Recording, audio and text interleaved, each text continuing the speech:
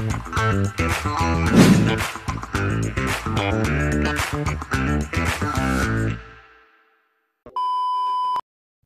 hai teman-teman semua. Selamat datang di kanal YouTube LPDP UI. Kali ini kita akan membahas hal positif yang lagi viral di Indonesia, yaitu sedang berlangsung penerimaan beasiswa LPDP tahap 2 per 1 Agustus 2021 sampai 8 September 2021. 1 bulan lebih. Nah, fokus pembicaraan kita kali ini adalah how to get LPDP scholarship, khusus untuk tujuan luar negeri ya. Sebagai persiapan, selain doa, perlu nih kita belajar dari kakak-kakak kita yang sudah terlebih dahulu mendapatkan beasiswa LPDP, baik itu S2 maupun S3 di luar negeri. Nah, kita kedatangan dua narasumber yang ciamik, yaitu Kak Coki R. Ramadan dan Kak Septiara Putri. Yuk, langsung kita sapa. Halo Kak Coki dan Kak Putri, apa kabar? Halo, Alhamdulillah Jenny. baik. Halo sini. Ya, syukur ya kalau tetap sehat, buktinya masih bisa berkumpul melalui pertemuan malam ini. Baik teman-teman, sedikit memperkenalkan, Kak Coki R. Ramadan adalah penerima beasiswa LPDP yang berkesempatan melanjutkan kuliah S3 di luar negeri pada University of Washington, School of Law, Washington, USA. Sementara Kak Septiara Putri adalah penerima beasiswa LPDP pada jenjang S2 maupun S3 di luar negeri pada University of Glasgow, UK. Jadi yang satu di Amerika, ya, dan yang satu adalah di Inggris. Oke, sebelum bertanya langsung kepada para narasumber kita yang keren-keren banget ini, dua sih, keren-keren. Karena cuma dua orang, disclaimer dulu, beasiswa LPDP adalah program beasiswa yang dibiayai oleh pemerintah Indonesia tentunya, melalui pemanfaatan dana pengembangan pendidikan nasional atau DPPN, dan dikelola LPDP untuk studi lanjut magister dan doktoral di perguruan tinggi terbaik di dalam dan di luar negeri. Bahkan sekarang itu ada untuk program sarjana, jadi program beasiswa kolaborasi dengan Kemdikbud dan pihak-pihak lainnya. Oke, nah terus kemudian jenis beasiswanya tuh banyak banget, tapi secara umum terbagi 3, yaitu beasiswa afirmasi, targeted group, dan beasiswa umum. Selengkapnya teman-teman bisa cek di website lpdp.kemenq.go.id. Oke, kita langsung bertanya kepada para narsum kita yang telah meluangkan waktunya. Terima kasih sebelumnya. Baik Kak Coki dan Kak Putri, mungkin bisa dijelaskan singkat dulu awalnya, apakah Kak Coki dan Kak Putri ini, Kak Putri atau Kak Septi ya ini manggil ya enaknya? Panggil Septi aja. Kak Septi ya. Gak nengok tadi panggil Putri. Iya makanya, tadi mau manggil Kak Putri Indonesia jadinya. Ya kan? Kak Coki dan Kak Septi ini, apakah beasiswanya itu S2 maupun beasiswa ke luar negeri itu apakah termasuk LPDP afirmasi, targeted group atau umum? Dan mungkin untuk gambaran awal nih buat teman-teman kita boleh sedikit dijelaskan, tapi singkat aja, apa sih perbedaan kategori-kategori tersebut, terus kayak tahapan apa sih yang dilalui sampai jadi awardee LPDP. Terima kasih sebelumnya, mungkin dimulai dari ladies first, Kak Septi, kemudian Kak Coki. Kak Septi, Putri Indonesia, Septiara Putri. Silakan. Oke, thank you. Jenny ya, aku manggilnya Jenny. Iya, ya.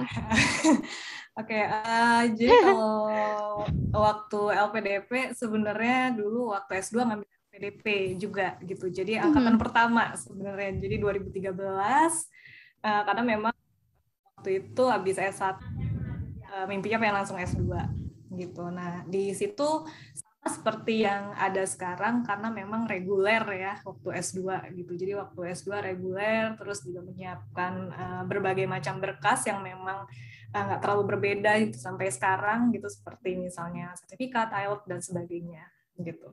Nah, untuk S3 ternyata setelah 5 tahunan lah gitu ya lulus dari S2 dan S2 saya punya kesempatan gitu untuk kayak sekolah lagi dan diharuskan gitu.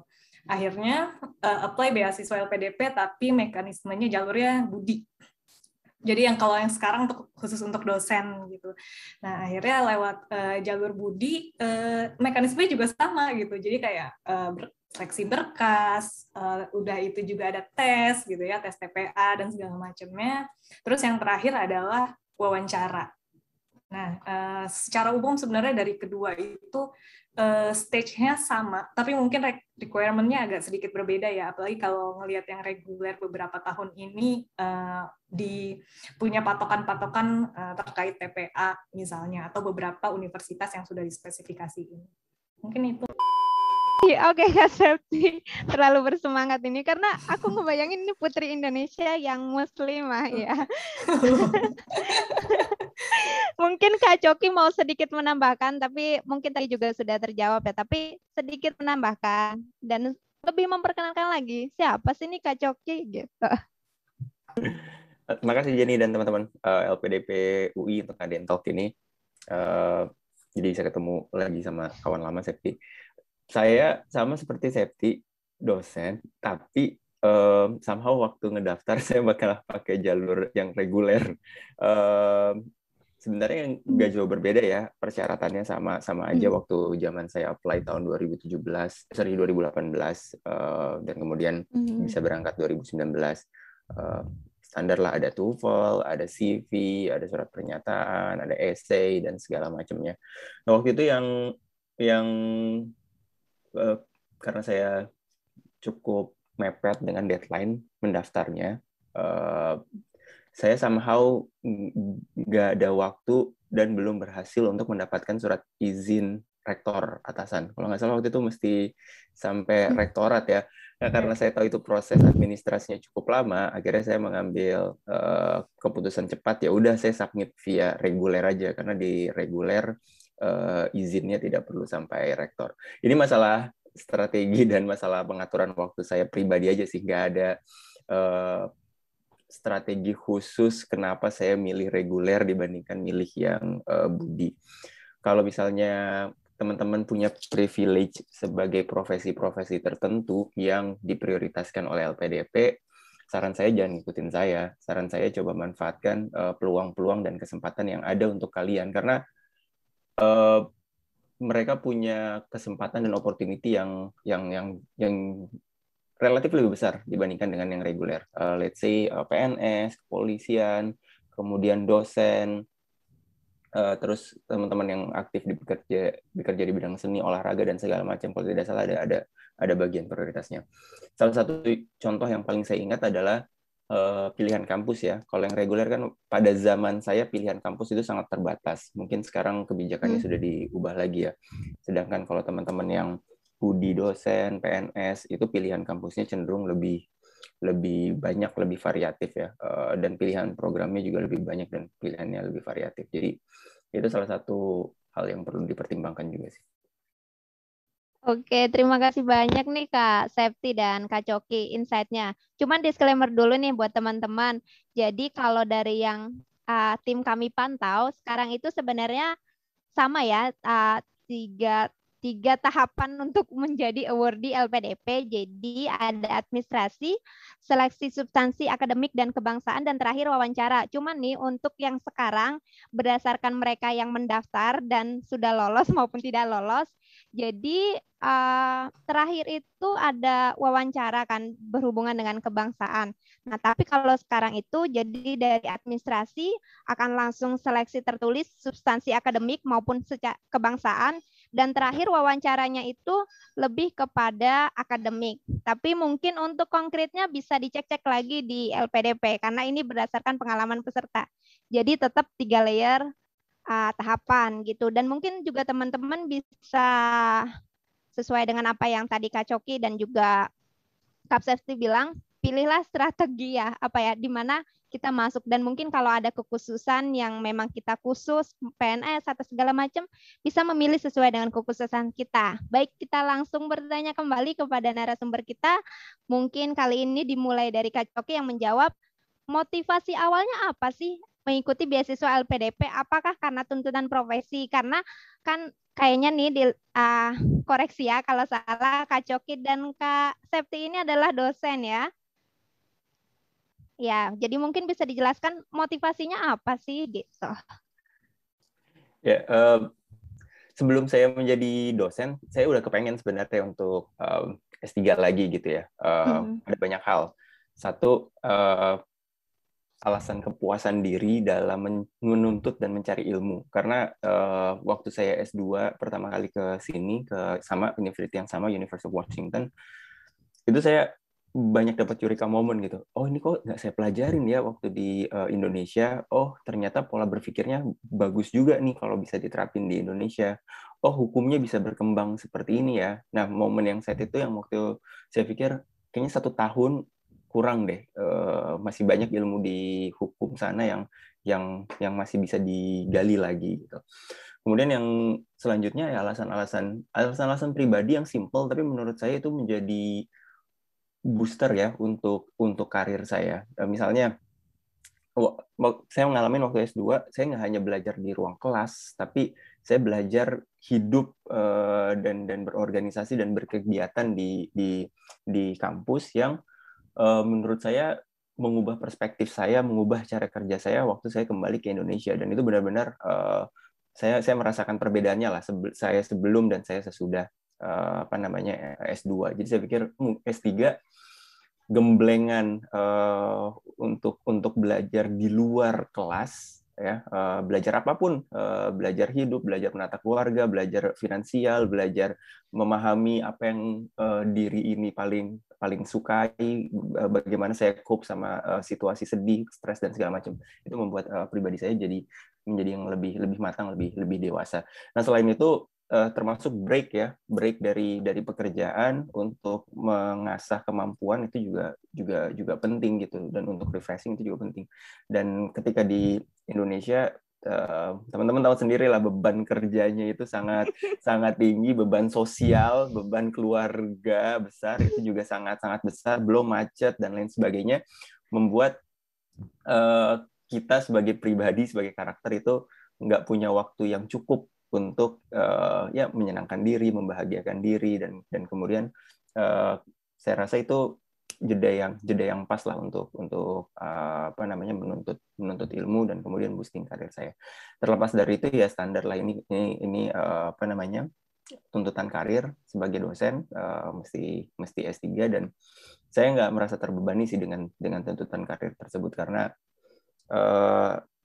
kalau sebagai scholar, sebagai ilmuwan, sebagai peneliti, kalau mau memproduce hasil riset yang berdampak, yang berkontribusi lebih buat bangsa Indonesia, buat masyarakat Indonesia, ya update ilmunya, gali ilmunya sebanyak-banyaknya, kemudian coba modifikasi dan terapkan dengan isu-isu, dengan problematika sosial yang ada di Indonesia. Lengkap. Mungkin Kak Septi bisa dibantu semakin diperlengkapi biar teman-teman makin auto lulus. Auto lulus. Iya, sama sebenarnya gitu. Tapi emang saya memang dan keluarga saya juga sangat suka dengan pendidikan gitu ya. Jadi memang waktu S2 juga memang fokusnya itu pengen nambah ilmu yang lebih dalam. Tambah lagi memang dalam topik-topik yang agak unik gitu. Jadi memang saya di awal saya udah tahu nih saya mau ngambil yang orang lain mungkin agak jarang ambil tapi dibutuhkan gitu. Jadi waktu itu saya daftar LPDP, dan pada saat wawancara juga saya menyebutkan dan menjelaskan kenapa sih saya butuh S2. Dan selanjutnya kenapa saya butuh S3. Nah, pada waktu S3, selain memang tuntutan karir, itu juga saya punya alasan tertentu gitu. Karena waktu S2 saya sudah tahu nih lingkungannya seperti apa. Jadi kita growing itu bukan hanya cara manajemen belajarnya yang which is lumayan berbeda dengan Indonesia. Jadi gimana manajemen waktu, gimana critical thinking, terus gimana juga kita melihat suatu isu dari berbagai perspektif gitu yang lebih dalam. Nah, juga dari sisi seperti personal gitu. Jadi mental kita itu sebenarnya pada saat di luar lumayan dipaksa untuk menjadi tangguh. Nah, itu juga saya juga pengen ya udah meneruskan gitu hal-hal yang seperti itu gitu. Jadi itu yang memang pengen kenapa saya ngambil S3 gitu. Jadi emang ada beberapa alasan-alasan tertentu, dan itu juga pasti ditanyakan sih pas wawancara di LPDP. Jadi ini lagi wawancara S4 LPDP. Sempat. Oke, saya tanya. Ada nggak? Nggak. Oke, terima kasih. Jadi teman-teman, sebenarnya dari jawaban Kak Coki dan Kak Septi ini sih hampir-hampir mirip. Jadi intinya memang dari mereka berdua nih punya apa ya, rasa haus dan lapar yang tinggi terhadap ilmu gitu. Karena mungkin juga sebagaimana di Indonesia dan makhluk beragama, kita menuntut ilmu seumur hidup kita dan menjadi bermanfaat. Dan yang kedua, saya melihat bahwa mereka melihat bahwa ada sesuatu yang perlu dikerjakan di negeri ini dengan ilmu mereka. Dan ketiga juga, jangan lupa untuk diri sendiri, bahwa diri sendiri juga perlu berkembang. Karena mungkin ketika teman-teman memilih beasiswa LPDP kategori luar negeri ya, dan bukan untuk gaya-gayaan, akan ada exposure atau kayak akan terpapar dengan hal-hal yang baru, dan itu bisa membentuk karakter SDM Indonesia yang unggul seperti yang diharapkan oleh LPDP tentunya. Oke, next Kak Coki dan Kak Septi, berapa lama sih durasi persiapannya dan bagaimana pemilihan program studi? Karena kayaknya sih dari yang aku baca nih di CV-nya linear nggak sih Kak Coki juga dan Kak Septi untuk pemilihan studinya? Mungkin bisa dijawab berapa lama durasinya dan gimana pemilihan jurusan, atau mungkin juga boleh ke pemilihan kampus kali ya, karena kayaknya jurusannya linear. Silakan dijawab, terima kasih. Kak Coki dulu, ganti-gantian. Tadi Kak Coki udah nggak apa-apa. Kita sama-sama tunggu-tungguan nih siapa nih yang menjawab. Oh iya. Kalau saya cukup lama ya. Cukup lama dalam artian karena saya tahu saya mau S3, jadi ketika saya merasa sudah waktunya melanjutkan studi lagi, saya kemudian mulai nyicil persiapannya. Karena ketika saya bandingkan persiapan untuk mendaftar LPDP serta persiapan untuk mendaftar kampusnya atau bahkan beasiswa-beasiswa lain, itu ya 11-12, mirip-mirip, sama-sama aja gitu. Untuk daftar S3 harus ada research proposal, ya kan? Daftar ke kampusnya, biasanya kampusnya atau profesornya minta, ada nggak research proposalnya? LPDP pun minta research proposal. Bikin research proposal tuh nggak bisa sebulan 2 bulan gitu ya. Kadang kita perlu menelusuri literatur, kadang kita perlu nanya sama senior, perlu nanya sama dosen lain, isu ini udah tepat atau belum. Kadang kita mesti ngerombak, kadang kita mesti mempresentasikannya itu di workshop, forum, seminar, kemudian dari situ ada feedback sehingga kita bisa kita rombak.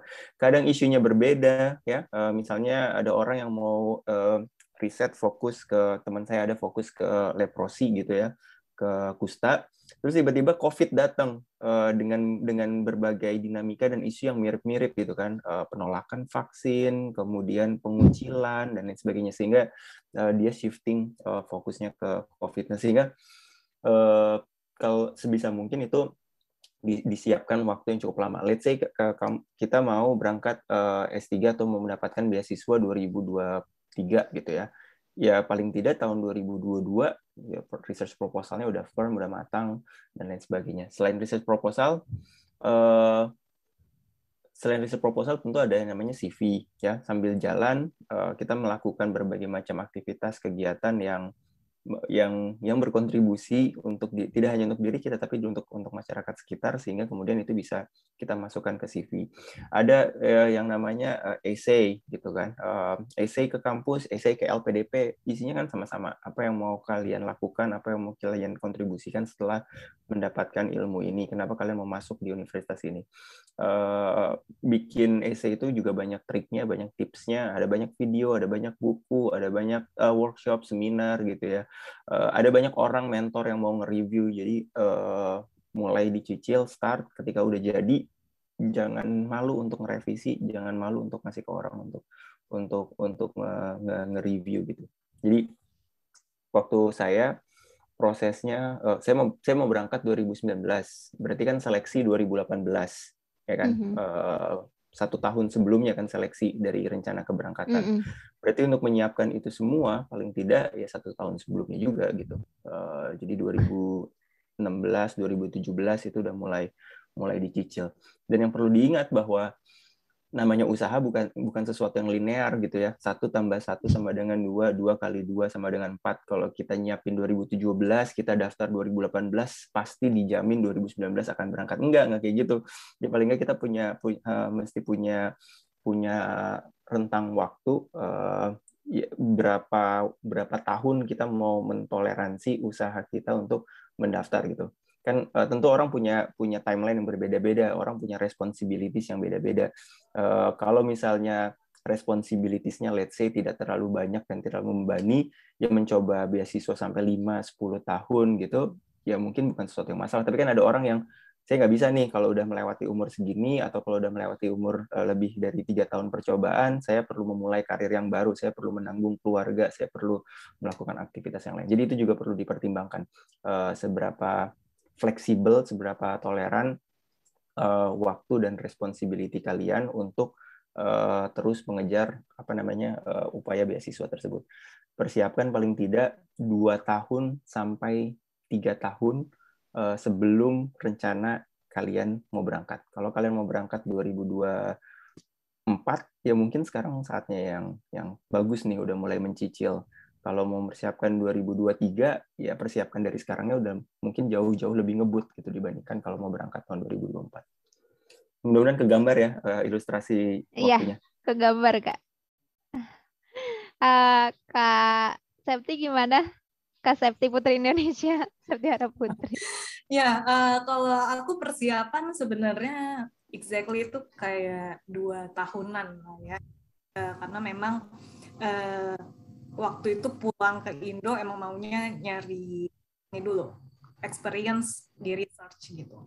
Nah, tapi sama tadi Mas Coki, kalau misalnya memang persiapan itu emang berat, kalau misalnya di PhD itu kebanyakan di proposal gitu, karena memang yang kita tekuni selama 3-4 tahun atau bahkan lebih dengan topik yang itu aja gitu. Cuma ini sebenarnya statement yang sering banget ya aku gitu kalau misalnya di acara-acara related scholarship atau misalnya degree yang ke depan gitu. Yang pertama itu kadang masih mahasiswa student tuh nanya gitu, apa sih yang harus disiapkan untuk LPDP? Tapi yang pertama itu kemauan sih, karena nanya nih ya, udah mau jadi wordy misalnya, tapi nanya sesuatu yang sebenarnya kita bisa baca. Jadi yang pertama itu kemauan dulu. Kalau misalnya emang kemauannya udah oke, biasanya kita akan bisa nih, oke, aku harus nyiapin bahasa Inggris, misalnya aku harus nyiapin proposal dan segala macam. Nah, terus juga nanti di situ biasanya ada kesempatan gitu. Nah, kadang ada kesempatan tapi nggak dibarengi dengan kesiapan. Nah, itu jangan sampai kayak gitu juga gitu. Kalau aku sih pengennya oke, ini ada kemauan, ini ada kesempatan, misalnya LPDP buka batch 1 atau batch 2, tapi kita juga harus siap gitu, ada kesiapan. Nanti pas sudah di terakhir, dan itu juga yang ditekankan yang terakhir, ketahanan gitu. Tahan ya nih apabila kita diterima, terus kita juga siap nggak nih menjalani studinya. Tahan nggak nih pada saat kita ditolak, kita coba lagi gitu. Jadi step-step seperti itu sebenarnya harus dilewatin gitu, sehingga nanti pada saat kita dapat, terus misalnya wawancara, kita mau berkontribusi A, B, C, D, segala macam, kita udah tahu nih up and downs-nya pada saat fase-fase itu dilewati gitu. Jadi kalau in terms of persiapan, aku juga cukup lama, tapi memang kalau dan segala macam memang agak challenging ya, karena kita juga sambil kerja gitu, jadi kadang ada yang perintil-perintil gitu. Oh ternyata ini harus ini kemana dulu gitu. Tapi itu tadi balik lagi ke kesiapan dan juga ketahanan nanti. Mungkin itu aja. Oke, Kak Septi, pertanyaan lanjutan. Kak Septi kan S2-nya juga LPDP ya? Apakah persiapannya sama sekitar 2 tahun juga? Oh, kalau itu cepet. Jadi karena aku dulu tuh mahasiswa itu sering nempel di dosen gitu, sebagai asisten peneliti lah, ngambil data di daerah dan segala macam. Jadi aku kayak ngerasa research is fun gitu. Jadi aku kayak pengen punya degree yang lebih ke depan dan lebih dalam gitu. Akhirnya aku persiapannya kalau nggak salah 6 bulan. Nah, cuman memang persiapannya beda ya sama persiapan PhD di mana kita sudah bekerja gitu. Jadi pas master ya ada bisalah kita seminggu untuk izin misalnya belajar IELTS gitu kan, atau bisa kita malam masih research universitas apa sih yang cocok dengan kemauan kita gitu. Jadi ya itu waktu master 6 bulan kalau aku. Tapi emang mau ke S2-nya cukup lama ya. Emang dari semester awal-awal aku dan udah ngobrol juga ke orang tua aku B1 mau S2.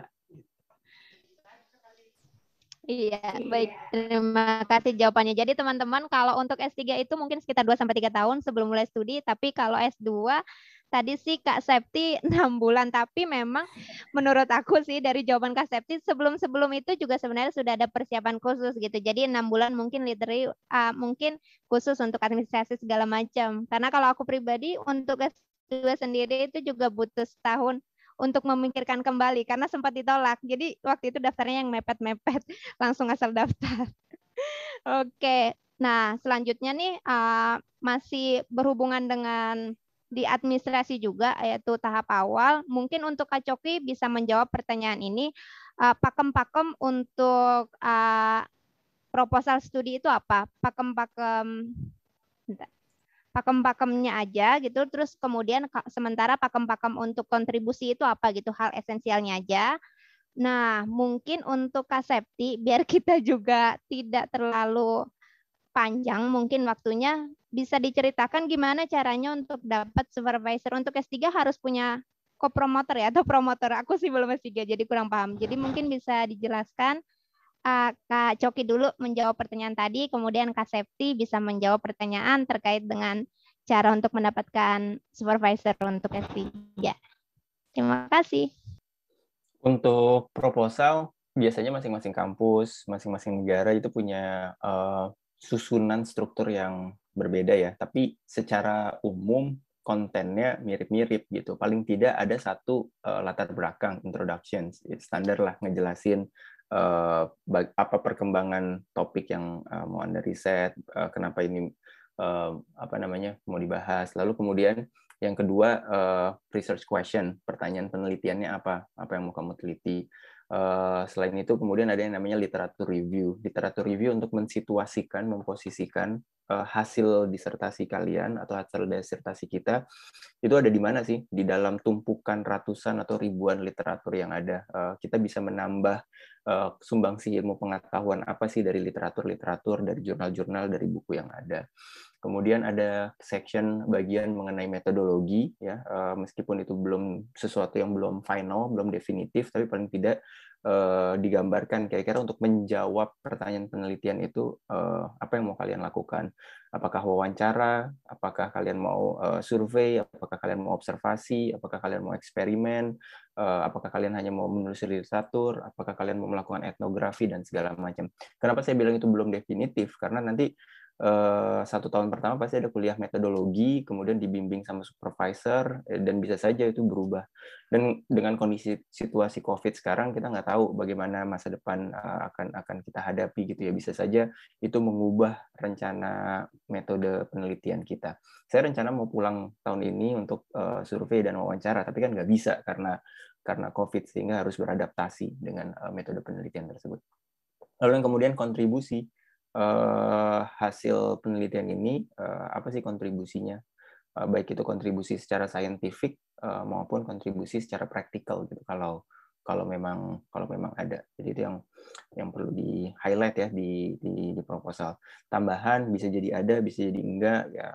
Sistematika kira-kira kalau kalian udah kebayang chapter-chapternya apa aja, listnya, tapi kalau nggak ada biasanya itu juga nggak begitu ditanyakan. Yang paling penting lagi tentu referensi ya.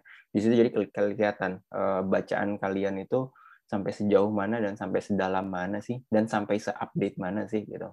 Kalau misalnya nggak dalam dan nggak jauh mainnya dan nggak update bacaannya, ya bisa saja sama profesornya suruh coba baca ulang deh, coba cari tahu lagi deh, coba. Nah dari dengan semakin banyak baca, semakin banyak diskusi, semakin jelas, semakin clear gitu ya, apa sih yang mau diteliti dan penting bagi sumbangsih literatur maupun sumbangsih praktikal gitu yang ada di negara kita atau di dunia.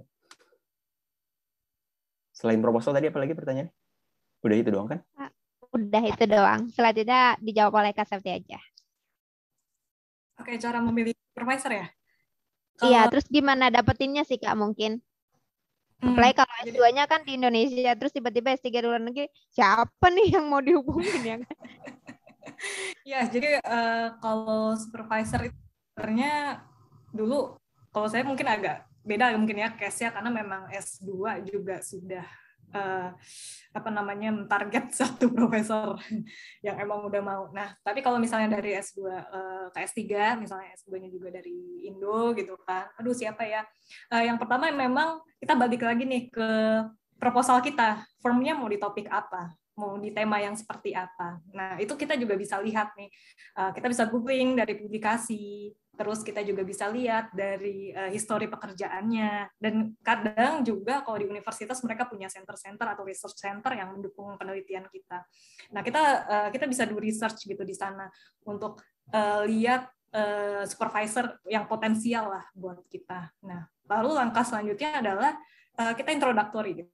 Kita email profesornya, cuman memang banyak ya, jadi diperbolehkan lah untuk mencoba beberapa profesor gitu ya, untuk kita dekati gitu istilahnya. Nah, kalau saya, memang saya sudah buat proposal gitu di awal, sehingga yang saya tawarkan bukan diskusi-diskusi informal gitu. Jadi, oke, saya sudah buat proposal, saya mau seperti ini gitu kan, ini bidangnya pas gitu, dan kuncinya adalah kita membaca satu atau dua publikasinya si profesor tersebut. Jadi kita juga bisa menarik perhatiannya dia gitu. Jadi kita benar-benar mau disupervise dengan dia dan ini sangat match dengan topik penelitian kita.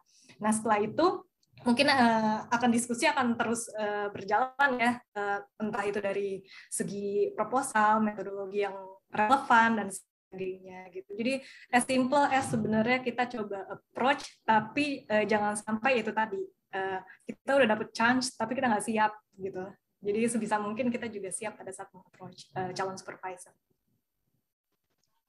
Oke Kak, terima kasih. Selanjutnya ini kita membacakan ya, ada 2 pertanyaan memang yang disampaikan oleh teman-teman. Pertama itu pertanyaan dari Jemima Fajrin Putri. Ini mungkin bisa dijawab sama Kak Coki. Mekanisme pengajuan dan ketentuan LOE serta output. Ya, mungkin mekanisme LOE aja, Kak, gitu. Jadi kayak mungkin gimana pengajuan dan ketentuannya serta output yang harus disertakan setelah menyelesaikan studi. Dan kalau Kak Septi bisa menjawab, sebenarnya nggak tahu sih kakak-kakak di sini kan sebenarnya nggak terlalu yang berpindah haluan gitu ya pada kuliahnya. Apakah ada kesempatan untuk orang-orang yang cross major, misal dari S1 FIB dan berencana S2 di bidang medis? Kalau ada kesempatannya kecil ya. Apa tips dan triknya? Gitu mungkin bisa yang tadi yang terakhir bisa dijawab Kak Septi, dan untuk pertanyaan Kak Yemima terkait dengan LOE dan mungkin output setelah studi segala macam bisa dijawab Kak Coki. Mohon maaf, ini Coki dulu. saya kurang nangkep pertanyaan terkait LOE. Untuk mendapatkan LOE atau... Oh iya, jadi aku coba memahami juga ya apa yang dia tuliskan. Mungkin untuk mendapatkan LOE Kak, dan mungkin kan kalau beasiswa luar negeri ada harus kembali ke Indonesia, mungkin itu seperti apa mungkin? Kalau untuk mendapatkan LOE dari kampus sebenarnya 11-12 ya, mirip-mirip sama cara daftar LPDP yang tadi saya bilang. Mesti ada TOEFL, LPDP butuhin, kemudian kampus biasanya juga butuhin either TOEFL atau IELTS lah. Kemudian CV pasti ada. Kemudian essay, ya kan? Kenapa kamu mau mendaftar di kampus tersebut? Kalau ada list of publications atau sample of publications itu juga contoh yang bagus, tambahan yang bagus lah untuk didaftar. Jadi sebenarnya ketika nyiapin untuk mendaftar kampus dan nyiapin persyaratan administrasi untuk daftar LPDP itu bisa sembari jalan. Kalaupun ada perubahan format ya hanya nge-tweak 10-20% bagian lah, dan itu bukan sesuatu yang major menurut saya, karena pekerjaan intinya udah diselesaikan di awal gitu. Nah, once LOE-nya sudah dapat, itu kemudian bisa dilaporkan gitu ke LPDP. Waktu zaman saya nggak perlu ada LOE untuk mendaftar. Saya nggak tahu kebijakan sekarang apakah harus ada LOE atau tidak. Kalau harus ada LOE, yang menjadi tricky adalah apakah kampus itu mau menunggu sampai kamu keterima LPDP apa enggak. Karena bayangan saya ya, kampus-kampus di luar itu kan start fall, Agustus, September, atau Oktober gitu ya.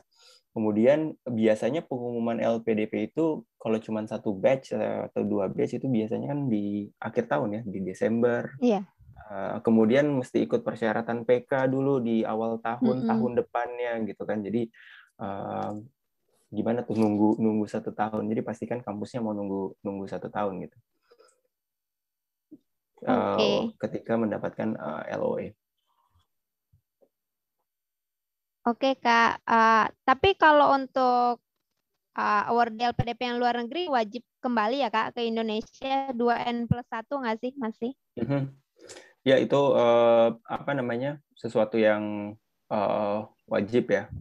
Sebenarnya nih, kalau saya dari kacamata hukum, memang enforcement-nya agak susah gitu ya bagi LPDP ataupun negara untuk memaksa secara, karena sifatnya kontraktual. Tapi kalau mau digugat, orangnya juga lagi ada di luar negeri gitu, gimana cara mau minta ganti kerugiannya gitu kan, apalagi kalau mereka udah settle di sana. Jadi ya yang perlu ditekankan ini apa namanya, dari sisi apa namanya, etika, moral, dan lain sebagainya. Dan menurut saya salah satu hal yang bisa ditambahkan dalam narasi untuk meningkatkan moral dan segala macam, nge-framing bahwa LPDP itu bukan sesimpel uang negara, bukan sesimpel pemerintah memberikan uang kepada kita awardee, tapi ada uang rakyat yang dititipkan kepada negara melalui LPDP untuk didistribusikan lagi kepada awardee. Jadi ketika framingnya uang rakyat dan lain sebagainya, mungkin ini sedikit mengubah apa ya, rasa ini. Tadi kayak Jenny buka di awal gitu kan, nge-framing bahwa ini adalah beasiswa yang diberikan oleh pemerintah Indonesia. Iya betul, pemerintah Indonesia, tapi kan pemerintah Indonesia dapat uangnya bukan nyetak uang sendiri, dapat uangnya kan dari pajak kita, dari pajak penghasilan kita, dari belanja kita di supermarket, dari bensin yang kita beli, dari mobil yang kita punya, motor yang kita punya, kita bayar pajak, dari rumah yang kita sewa dan segala macam, kita bayar pajak. Jadi ya, dan yang satu hal yang perlu kita juga sedikit open mind lah ya, karena saya melihat beberapa orang yang saya tahu gitu ya, apa namanya, belum ada kesempatan untuk pulang ke Indonesia. Ini mungkin kita juga perlu sedikit apa ya, open mind bahwa apakah 2N+1 itu harus dipenuhi right after dia lulus gitu.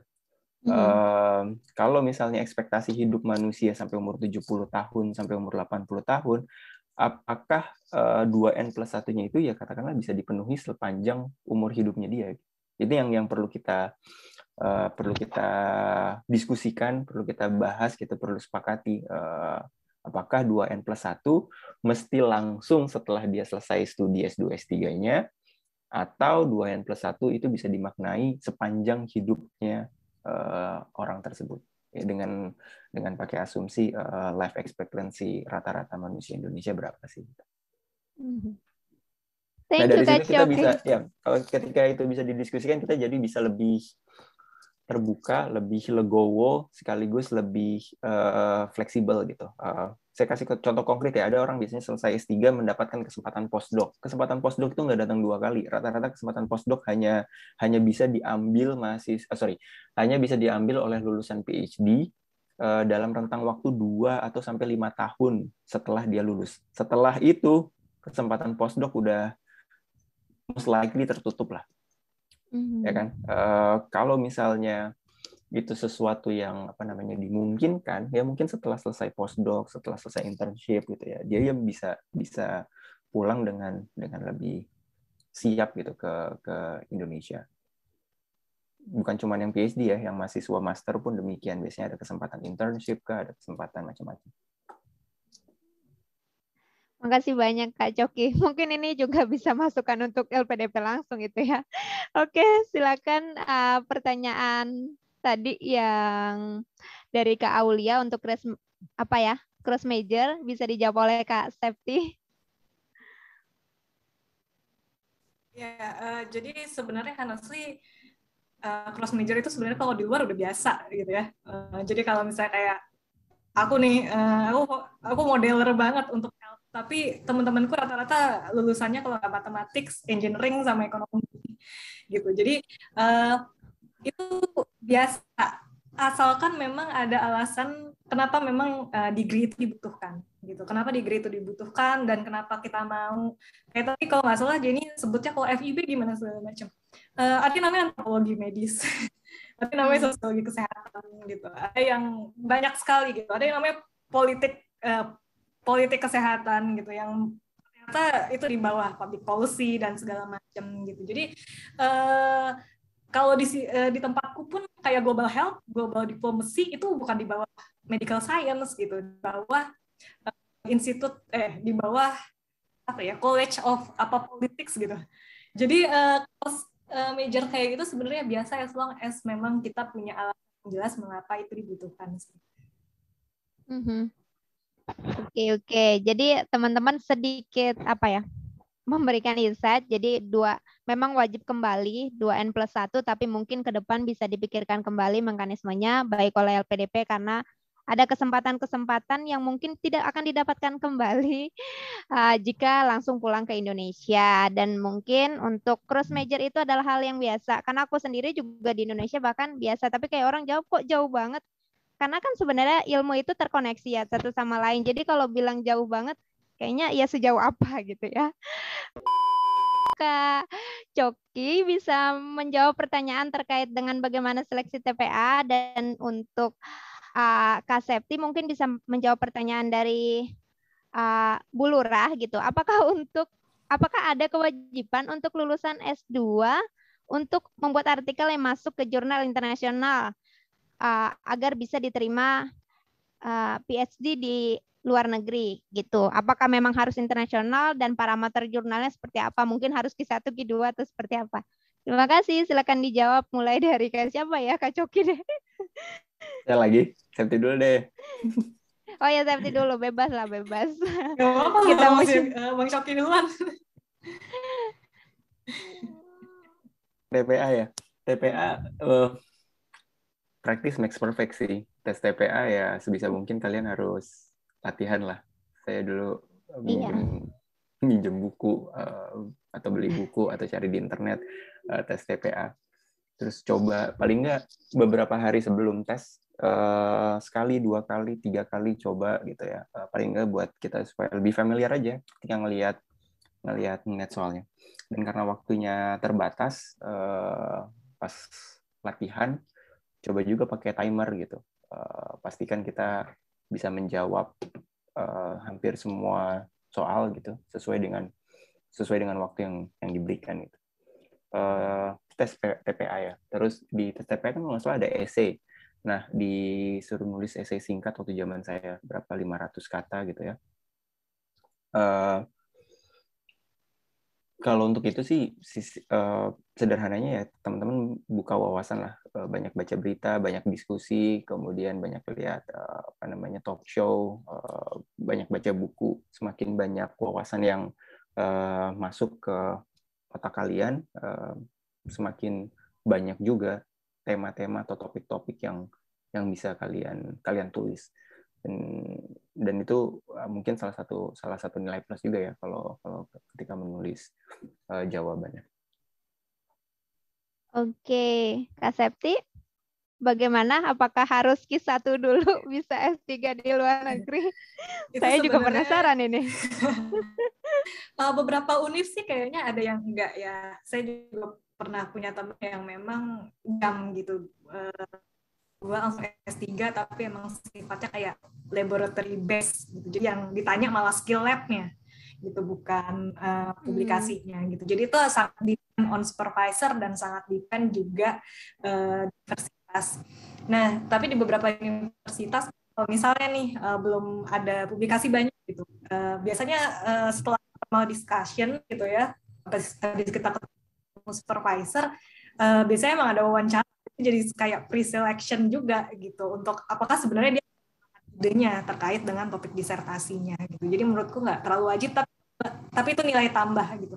itu menjadi nilai tambah karena memang porsi kita pada saat PhD kan kebanyakan bukan course. Kalau misalnya course kita harus buat esai gitu. Jadi kita tuh akan banyak dinulis dan menuangkan tulisan, di mana tulisan itu harus sistematis dan bisa dimengerti oleh si pembacanya gitu. Jadi itu adalah nilai tambah publikasi. Oke, terima kasih Kak. Jadi teman-teman itu nggak harus ya, maksudnya nggak harus internasional, tapi bukan kewajiban tapi sunnah gitu. Jadi kalau teman-teman lakuin itu akan sangat baik gitu, akan sangat pahalanya mungkin ya, apalagi jika yang dipublikasikan adalah sesuatu yang bermanfaat kan, karena kan sebaik-baiknya ilmu, sebaik-baiknya orang juga adalah yang bermanfaat bagi sesama, ya kan? Oke.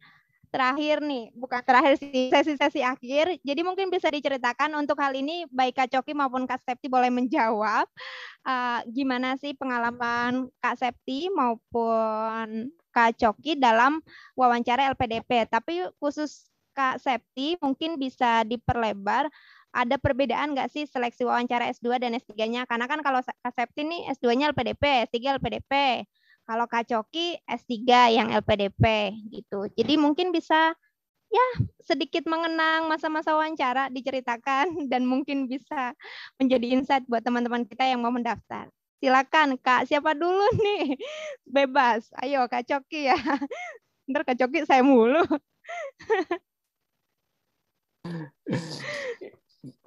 Yang ditanya, kalau saya waktu itu ada tiga penanya ya. Satu bertanya mengenai studi saya, kenapa memilih kampus X, kenapa mengambil topik penelitian Y, apa manfaatnya nanti kalau bagi Indonesia dan segala macam. Dan kalau kalian sudah menuliskan itu secara detail, rinci, dan jelas di personal statement, di essay, ya kalian pasti akan mudah lah menjawab pertanyaan itu. Kan pas mendaftar kan ditanya kan apa motivasinya, kenapa milih dan lain sebagainya. Kalau itu udah tertulis secara jelas, kalian gampang lah jawabnya. Kemudian yang kedua itu biasanya menanya ke saya, ditanyakan mengenai leadership, kepemimpinan, karakter dan segala macam. Dan mungkin bisa konsultasi sama teman-teman psikologi yang suka interview kerjaan ya. Biasanya pertanyaan seperti ini, ekspektasi jawabannya seperti apa sih gitu ya. Pada waktu itu si penanya menanyakan mengenai pengalaman, ceritakan pengalaman terendah kamu dan kemudian bagaimana kamu mengatasinya, kemudian bagaimana ceritakan pengalaman tertinggi kamu, kemudian bagaimana kamu mencapainya dan kemudian meresponnya dan segala macam. Pertanyaannya bisa beda-beda ya, bagaimana menghadapi situasi krisis, apa pengalaman leadership kamu, tapi intinya terkait leadership atau terkait karakteristik diri. Yang ketiga terkait wawasan kebangsaan. Saya nggak tahu kalau sekarang udah nggak ada ya, itu satu progres lah. Tapi kalau masih ada, be aware aja sama situasi-situasi nasional kebangsaan yang ada, isu-isu apa yang sedang berkembang terkait nasionalisme, kebangsaan dan lain sebagainya. Itu jawabannya agak tricky ya. Pertanyaannya agak tricky dan jawabannya agak tricky. Jadi ya sebisa mungkin kalian bisa mengekspresikan apa yang kalian ingin ekspresikan tanpa takut intinya kalian punya kebebasan berekspresi, tapi sebisa mungkin si ekspresi itu juga di shape, dibentuk, disampaikan berimbang gitu. Oke, Kak Coki. Kak Septi bisa menjawab terutama mungkin perbedaannya ya dalam seleksi wawancara S2, S3. Mungkin agak recall bias ya, soalnya udah 6 tahun lalu nih kalau yang S2. Jadi waktu S2 itu kalau nggak salah pertama kali yang wawancara itu cuma 90 orang. Kalau tidak salah ya, yang sampai final wawancara. Dan pewawancaranya kalau nggak salah juga lebih dari 4. Dan di-record kalau nggak salah waktu itu. Jadi pertanyaannya itu memang paling mendasar ya. Jadi kayak kenapa mau sekolah gitu. Terus kalau balik mau ngapain. Kalau ditawarin kerja di sana gimana. Misalnya. Nah, itu memang ada hal-hal yang memang harus kita jawab. Yaitu kata Mas Coki harus balance gitu. Bukan juga kita harus kayak confidence, tapi bukan juga kita harus glorifikasi gitu kan, kayak misalnya saya mau gini mau gitu. Jadi ya yang jujur dan pada porsinya saja. Nah itu sebenarnya sama, pertanyaannya itu sama seperti ya beberapa tahun ini terkait dengan LPDP reguler ya. Tapi kalau yang membedakan pada saat S3 memang pertanyaan itu sangat fokus sekali ke research. Terus sangat fokus gimana nih ngambil datanya bisa atau tidak gitu. Terus gimana juga misalnya kalau misalnya datanya nggak ada gitu. Jadi hal-hal yang harus diantisipasi. Tapi ada juga beberapa yang pertanyaannya menanya kesiapan kita gitu secara mental. Ini 3-4 tahun nih gitu. Siap nggak? Secara mental siap nggak kalau misalnya memang ternyata ada hal-hal yang membuat PhD kita misalnya tertunda dan macam gitu. Jadi pertanyaannya kalau yang S3 memang fokus di research dan untuk case saya memang agak sering ditanya terkait publikasi. Mungkin karena dosen kali ya. Jadi publikasi udah sampai mana gitu, udah berapa dan segala macamnya gitu. Tapi overall itu mirip seperti yang Mas Coki gambarkan gitu. Fokus di S3-nya aja yang sedikit beda. Oke, sama ini sih mungkin ada nggak sih satu pertanyaan unik gitu yang ditanya? Kalau aku pribadi sih memang ditanya mengenai relasi apakah sudah menikah, walaupun sebenarnya itu bukan pertanyaan yang seharusnya ditanyakan ya. Terus kemudian juga mau menginformasikan kembali kepada teman-teman TWK jadi kebangsaan itu tetap ada tapi sekarang tuh tertulis gitu kalau berdasarkan pengalaman teman-teman yang kemarin.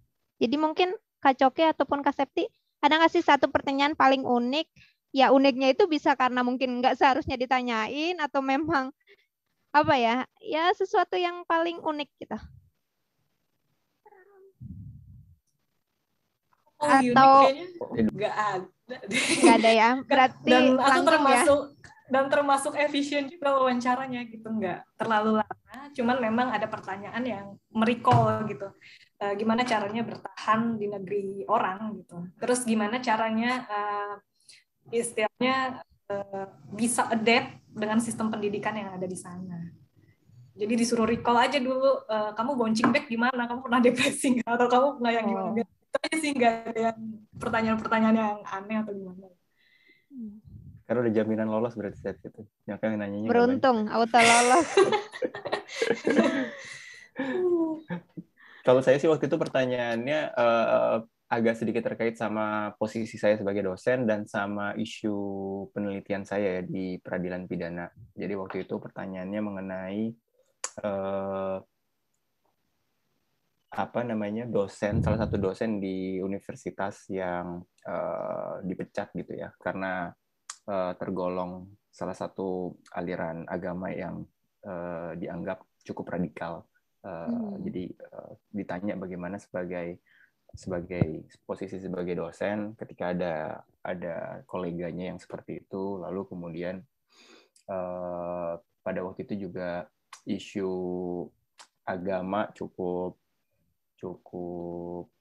panas ya di pesta demokrasi regional maupun pesta demokrasi nasional, dan beberapa sampai masuk ke ranah pengadilan. Jadi kaitannya di antara dukungan terhadap agama tertentu atau paham tertentu dan kemudian konteksnya ke ranah peradilan. Dan karena ya alhamdulillah karena memang itu fokus penelitian, fokus riset saya, jadi ya, relatif saya bisa menjawab lah saya rasa. Kalau saya nggak bisa jawab, saya mungkin nggak terima. Iya, betul. Aku agak ini sih, maksudnya kalau dari Kak Coki ataupun Kak Septi sendiri ngeliat nggak sih sebenarnya pola LPDP untuk menerima itu orang-orang yang harus jawab pertanyaan seperti apa sih gitu? Karena apa ya? Mungkin persiapannya juga seperti apa gitu. Karena nggak tahu ya, kalau dari aku pribadi sih yang penting kamu jawab jujur dan emang udah waktunya ya udah gitu. Kalau dari Kak Coki tadi kan kebebasan berekspresi, tapi yang akhlakul karimah gitu. Kayak kita orang Indonesia, kita orang beragama gitu kan. Mungkin. Atau ada persiapan-persiapan khususnya nggak nih, baik Kak Coki maupun Kak Septi gitu, apa yang dilakuin gitu. Terus mungkin menjawabnya apakah ya maksudnya memang apakah mengikuti rekomendasi-rekomendasi ada atau ya udah maksudnya kayak ya saya menjawab apa yang seharusnya saya jawab gitu. Maksudnya emang apa yang terlintas di pikiran kala itu. Narik garisnya gampang-gampang susah ya antara jawab jujur sama jawab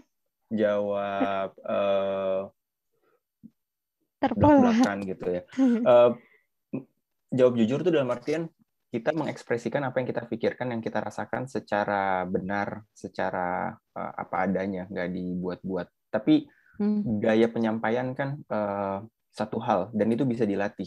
Cara melatihnya adalah ya coba ketika kita seringkali berbicara formal, berbicara di dalam forum yang resmi dan segala macam, secara nggak langsung kita juga terasa untuk menyampaikan sesuatu dengan baik dan tertata. Dan latihan itu juga penting. Mungkin sebelum apa namanya mau ada interview bisa undang 1-2 teman yang sudah pernah lolos, yang pernah mengikuti seleksi LPDP, sehingga kita rehearse, kita role play gitu ya untuk wawancara, sehingga jawaban-jawaban kita baik. Contoh, misalnya ya, ini saya kasih contoh yang ekstrim aja biar gampang. Ketika ada teman yang let's say bau gitu ya, kan kita harus jujur. Bro, sis, bau nih, jangan sampai mengganggu orang lain. Itu jawaban jujur, tapi mungkin pernyataannya, statementnya bisa jadi menyakiti hatinya dia kan. Dan kita bisa nge-frame itu sebagai teman untuk menyampaikan informasi yang jujur tersebut tanpa menyinggung hatinya dia. Mudah-mudahan dapat lah ilustrasinya ya. Kita harus memberi informasi yang jujur, tapi bagaimana informasi tersebut disampaikan secara ya tanpa menyinggung hatinya dia sebagai teman kita. Kita kan kita bisa menahan diri kita bisa mengatur tutur kata kita supaya statement kita kepada dia bukan sesuatu yang gila lu bau banget, pergi jauh-jauh dari gua gitu. Itu kan enggak gitu juga gitu. Kita mau membantu dia tapi tanpa menyakiti hatinya dia. Nah, sama jawaban ke LPDP ketika Jenny atau teman-teman ditanya pertanyaan seperti itu, mungkin kita akan mau jawab jujur. Itu pertanyaan nggak relevan gitu, tapi kita punya kontrol diri juga kan untuk menahan bahwa untuk tidak menjawab, untuk tidak merespon bahwa itu pertanyaan tidak relevan, tolong jangan tanyakan kepada saya gitu. Pesan itu bisa tetap tersampaikan dengan struktur kalimat dan struktur kata yang berbeda. Mudah-mudahan dapat poinnya ya. Iya, dapat. Tetap bisa menyampaikan pesan bahwa mungkin pertanyaan itu tidak relevan, tapi bukan dengan sesimpel saya nggak mau jawab karena pertanyaan nggak relevan. Iya. Pengaturan bahasa sih ya, jadinya harus komunikatif dan mungkin asertif juga ya. Mungkin dari Kak Septi ada tambahan? Ya, sebenarnya sama ya. Kalau misalnya kalau wawancara kita make sure kita nggak reaktif, tapi kita punya waktu sebenarnya untuk meresponding dengan cara yang wise gitu. Dengan cara yang wise bukan berarti kita yang tadi bilang ini bau banget gitu, enggak. Jadi kita punya dengan cara yang wise. Jadi waktu itu ada satu case gitu, dan case-nya memang agak dorong gitu ya. Jadi pewawancaranya itu agak membuat atau menguji kita untuk condong ke suatu tertentu gitu. Tapi kita bisa tetap jujur dengan kita, tapi juga kita bisa ngelihat dari berbagai perspektif gitu. Jadi kalau dari perspektif Y dan perspektif J, nah itu juga jadi lebih seperti juga memberikan helikopter kita gitu. Jadi kayak oke, salah, tapi sebenarnya walaupun ini salah dan ada challenging dan gimana kita bisa melakukan perbaikan gitu. Atau sebenarnya ini adalah opportunity tuh, misalnya untuk kasus-kasus seperti ini gitu. That's why ada LPDP gitu kan ya, kita punya sumber daya yang diinvest gitu. Sebenarnya case-case seperti ini nanti mungkin 5-10 tahun ke depan kita bisa dealing dengan case-case seperti itu. Jadi cukup straightforward, tapi kita juga bisa wise gitu untuk mengutarakan apa yang ada di pikiran kita terkait wawancara. Oke, terima kasih Kak. Kita udah kita udah ada di sesi akhir. Jadi pertanyaan terakhir adalah apa sih pesan sakti buat teman-teman dari S2, tapi S2-nya nih mungkin lebih banyak dari dalam negeri ya gitu. Apa sih pesan sakti buat teman-teman yang dari S2 terus mau lanjut S3 di luar negeri? Apa saja sih kayak apa ya? Mungkin hal-hal yang harus dimiliki gitu, hal-hal yang harus dimiliki oleh para calon tersebut, terus bagaimana cara mendapatkan dukungan supervisor walaupun tadi memang di awal sudah ditambah sudah dijelaskan juga, tapi mungkin bisa lebih disingkat sebenarnya gimana sih gitu pesan sakti buat orang-orang yang mau jadi PhD gitu, mau jadi S3 atau mungkin nanti mungkin jadi profesor juga ya nanti suatu saat seperti Kak Septi dan Kak Coki, amin. Dan gimana caranya sih bisa buka peluang yang lebih besar untuk jadi PhD gitu. Bagaimana membangun kesempatan tersebut, pesan-pesan saktinya tuh seperti apa?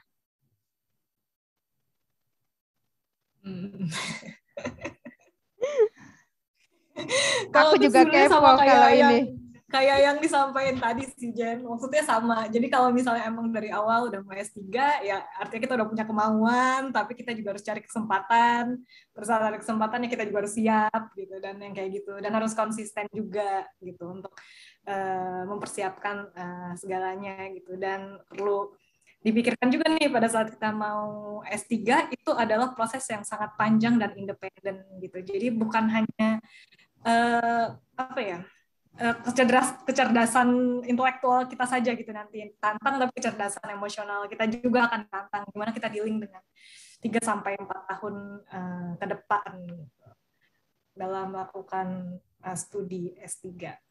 Dan juga jangan terlalu mengglorifikasi kalau di luar negeri pasti sukses atau segala macamnya, karena ada beberapa case yang misalnya nih di topik-topik tertentu kayak pertanian misalnya atau kemaritiman dan segala macam gitu ya, kita nggak harus misalnya jauh-jauh sekolah di mana gitu, di dalam negeri juga ada, atau misalnya di bagian di Asia juga ada gitu, jadi sesuaikan juga dengan kebutuhan kita juga. Oke, Kak Coki nih biasanya punya apa ya sesuatu yang sakti-sakti Quotes. dan apa ya mungkin membuka wawasan teman-teman juga kita semua gitu. Jadi lebih melek lah gitu dan siap. Ya, saya juga nggak mau glorifikasi S3 ya. Intinya belajar bisa di mana aja, nggak perlu S3 pun tetap bisa belajar, tetap bisa menuntut ilmu, apalagi dengan apa namanya keterbukaan informasi sekarang ya. Kalian tinggal ikut kuliah online, lihat list buku, list referensi dari silabus perkuliahan tertentu untuk mendalami suatu isu, baca-baca jurnal dan segala macam, itu bisa tetap belajar, tetap bisa menuntut ilmu, bisa mengembangkan. Kan tetapi kalau kalian mau proses pembelajaran yang lebih terstruktur dan tersistematis, PhD itu mungkin salah satu tempat atau jalan yang bagus gitu untuk mengasah tidak hanya kemampuan intelektual tapi juga skill yang menyiapkan kita sebagai scholars. PhD itu sebenarnya menyiapkan scholars ya, menyiapkan ilmuwan, entah itu skill untuk mengajar, entah itu skill untuk meneliti. Meneliti itu sub skill-nya banyak, ada skill menulis, ada skill research, ada skill literatur review, ada skill statistik, ada skill visual data, visualizing data, dan segala macam skill-nya banyak. Kalau itu skill-skill yang memang mau kita asah, ya memang PhD itu tempat yang pas ya. Dan kita juga mesti jujur sama diri kita, kita memang suka sama hal itu atau tidak. Kalau misalnya kita sukanya yang lain, kemudian kita untuk industri kita skill yang dibutuhkan skill yang lain, mungkin PhD bukan satu-satunya tempat yang baik gitu. Let's say kita fokusnya ke fintech atau teknologi informasi gitu ya, startup dan segala macam, mungkin nggak perlu banget lah gitu untuk mendapatkan gelar PhD. Yang penting skill coding, skill bisnis, kemudian skill marketing yang itu bisa diperoleh di luar dari PhD. Kalau perusahaan kalian sukses, kalian tinggal nge-hire orang PhD, bayar dengan gaji tinggi gitu ya untuk membantu perusahaan kalian besar. Intinya PhD bukan gaya-gayaan, dan nggak semua jalur kesuksesan itu bisa diperoleh dari PhD. Kalau misalnya memang itu panggilan hati, kalian mau meningkatkan pengetahuan dan skill melalui PhD, ya go for it, karena worth kok perjuangannya. Dan yang perlu diingat bahwa seperti setuju sama Septi, ini prosesnya maraton, larinya kalian cukup panjang, jadi pastikan kalian mengambil keputusan secara sadar, oke, saya mau melakukan PhD, saya tahu konsekuensinya 4-5 tahun, saya tahu harus banyak opportunity cost yang saya tinggalkan, opportunity cost pekerjaan yang mungkin saya tinggalkan, kesempatan peluang-peluang lain yang saya tinggalkan, hangout dengan teman-teman atau keluarga yang mungkin saya batasin, saya kurangin, dan lain sebagainya. Ketika kita sadar, kita bisa jadi lebih ikhlas, lebih komitmen dengan segala lika-liku menjalankan PhD-nya. Oke Kak, terima kasih. Aku sedikit merangkum dari diskusi kita ya teman-teman. Jadi sebenarnya kalau untuk mau S3 di luar negeri sebenarnya memang kalau dari jawaban dari Kak Coki dan Kak Septi, persiapan itu memang sangat-sangat penting, dan tapi tahu juga konsekuensinya kalau kamu S3 tuh kamu sudah siap gitu dengan resiko-resiko yang kamu harus hadapi, termasuk mengalahkan apa ya? Ya, maksudnya banyak orang ingin punya waktu bermain lebih. Kalau S3 mungkin kamu harus kehilangan banyak waktu dan segala macam, dan pastikan juga itu memang sesuatu yang kamu mau, itu adalah sesuatu yang juga dibutuhkan. Karena kalau kamu mau tapi sebenarnya itu nggak dibutuhkan, kamu nggak perlu banget buat S3, sebenarnya ya nggak usah gitu. Nah, jadi untuk merangkum semua yang sudah kita pertanyakan kepada Kak Coki maupun Kak Septi ini, jadi intinya adalah hal yang sangat esensial ketika kalian mau mendaftar beasiswa LPDP. Yang kalian harus ingat, ini adalah uang rakyat. Uang rakyat, tapi diberikan kepada negara. Negara memberikan kembali kepada kita sebagai rakyat, kita pun rakyat gitu. Jadi ketika kalian sudah menyadari hal itu, aku yakin kalian juga punya motivasi yang benar atau salah itu kan relatif, tapi motivasi yang baik lah gitu. Kita di sini nggak bisa menilai ya. Motivasi yang baik untuk mendaftar beasiswa LPDP, kemudian juga yang pasti persiapan baik itu secara administratif maupun tes-tes yang lainnya dan wawancara gitu. Dan masalah diterima atau enggak, kadang orang yang persiapannya begitu lama juga belum tentu diterima, tidak selalu linear gitu. Apa yang kita kehendaki belum tentu juga dikehendaki gitu untuk kita. Tapi yang ada persiapannya cepat juga diterima, tapi ya banyak juga nggak diterima. Karena saya juga waktu itu persiapannya cepet-cepet banget yang nggak diterima, karena memang gerasa-gerusu dan asal gitu. Jadi jangan asal teman-teman, dan persiapkan beasiswa LPDP tahap 2 ini sedang dibuka sampai 8 September 2021, dan tahap 2 ini harus sudah ada LOE. Jadi mungkin untuk teman-teman yang sudah ada, silakan mendaftar, baik itu di dalam maupun di luar negeri. Baik, terima kasih sekali lagi untuk Kak Coki Rizda Ramadan. Aku nggak tahu dari tadi R-nya itu apa, aku baru nggak. Coki Rizda Ramadan dan juga Kak Septiara Putri atau Putri Indonesia dari mana? Dari FKM UI, mengajar juga. Oke, terima kasih banyak Kak untuk waktunya. Terima kasih untuk malam ini. Semoga Kak Coki, Kak Septi Kak Coki segera lulus, kalau Kak Septi segera berangkat ya, karena baru semester 1 ya tadi. Dan ya suatu saat kita berharap bisa menjadi profesor yang sangat-sangat amanah lah untuk Indonesia. Terima kasih banyak. Sampai jumpa di lain kesempatan. Kak Coki dan Kak Septi, sehat selalu bersama keluarga. Thank you, bye. Sehat-sehat ya. Sukses ya, terima kasih ya Kak. Terima kasih Cindy. Sukses Bang. Yo. Assalamualaikum. Thank you Kak Septi ya. Waalaikumsalam.